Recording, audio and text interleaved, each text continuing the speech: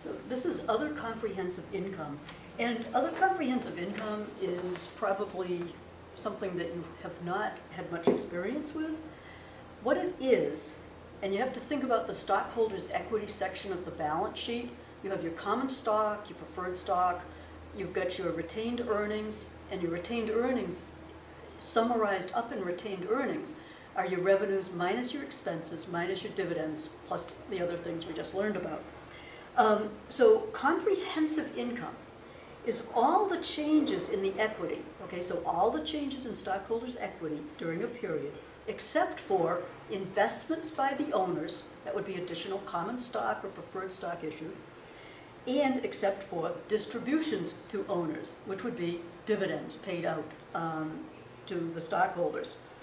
So it's the change in equity of a business during a period from transactions and other events and circumstances from non-owner sources. Okay, so what does this really mean?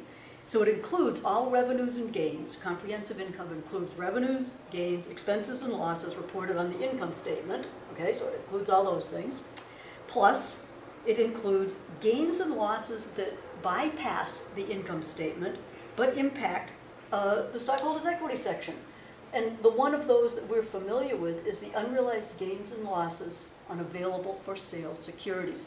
Remember how those get reported as an item on the balance sheet? Your trading securities get reported as an unrealized gain and loss on the income statement, but these get reported as an unrealized gain or loss on the balance sheet.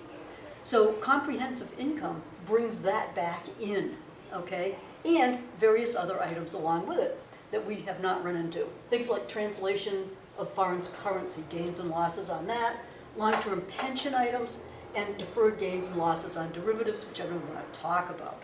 Okay, so that's your basic definition of comprehensive income. What were they thinking about? What's the point? There's a basic difference between the items included in net income and these items here. And that is management's ability to have some control over them. So management can be evaluated on how well they manage the revenues and expenses of the company, but less so these things. These are all more subject to long-term market forces, and they don't provide that much predictive value for the firm's performance. So if you think about just the pension items, that depends on long-term interest rates and things and adjustments that happen far into the future. So they don't want to put that on the income statement. It would distort the income statement. And the same with the translation gains and losses on foreign currency. You can't predict the foreign currency exchanges. And to some extent, these are mostly subject to market forces, less subject to management's ability to control costs or generate revenues. Okay, so to report the unrealized gains or losses on these on the income statement would be to really distort the financial statements. What analysts are looking for is what's called sustainable income. The value of a company being, its ability to create cash flows, future cash flows. And so they want the predictable items, the net income, and remove some of the irregular items. That gives them the basis to decide, okay, what are we going to predict the future of this company to be?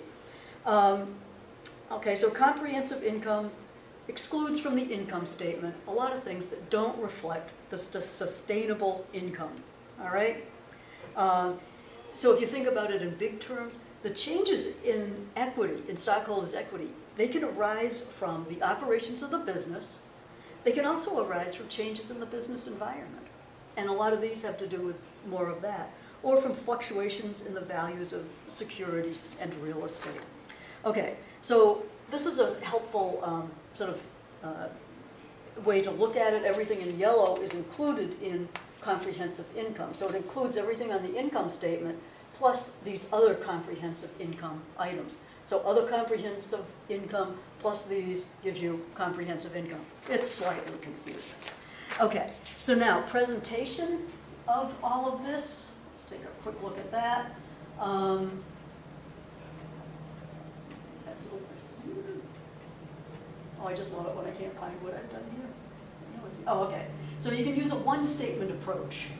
And on this, you have your regular income statement. You come down to your net income. You have your other comprehensive income, tell what it is, and that gives you comprehensive income. Net income plus those other items gives you comprehensive income. Single-step format, fairly straightforward. Also, you could use a two-statement approach where you do your income statement and then you do a second statement that is just comprehensive income. So you start with your net income, add your other comprehensive income, and get your comprehensive. Then the third way is the most complicated way, and it's the way most companies do it, unfortunately, is as part of your statement of your stockholders' equity statement. And so they set it up so that you have your, and you really have to sit down and kind of work through these. But basically, comprehensive income equals net income plus other comprehensive income. Most companies are going to do this third way. So when you look at it, you're looking at the beginning balance of stockholders' equity. You add the net income for the year, here's your other comprehensive income, and your ending balance. So how does that break out? These other three columns here are just sort of breaking out what happens in the total column. So in retained earnings, you had a beginning balance of 50, you had net income, and that gets you to 160. Then here you had your other accumulated, and they have this account. This is like a retained earnings account for comprehensive income. You have your beginning balance and the other comprehensive income, accumulated other comprehensive income. This year you had that unrealized holding gain, so now here's your ending balance. And then here's the common stock. And so this explains all the differences in your stockholders' equity. Okay, and whichever format is used, the accumulated other comprehensive income does get reported on the balance sheet after retained earnings.